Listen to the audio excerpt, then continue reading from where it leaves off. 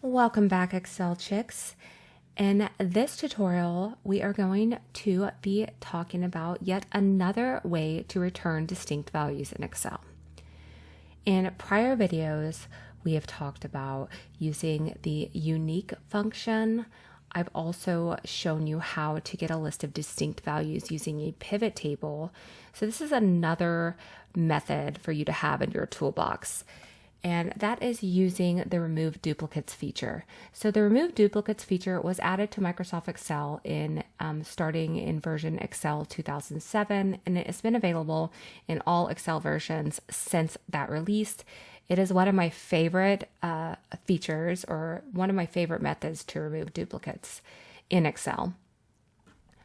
So let's go ahead and dig in and I'll demonstrate. So I know from our prior tutorials that we want to get a distinct list of color. So I'm going to copy column B, and I'm going to go ahead and pop it over here in column K. I'm just going to paste this color column, and this is what we're going to use to get our distinct values.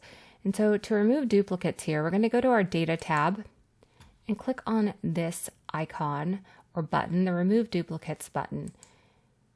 The Remove Duplicates window will pop up, and we just need to verify that the columns that we want to remove duplicates is our column here that contains color, and click OK. And Excel will tell us how many duplicates were found and removed and how many unique values remain. And that is it. Easy peasy.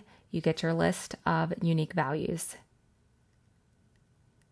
Let me know, or let us know, what your favorite method to get a list of unique values in Excel is.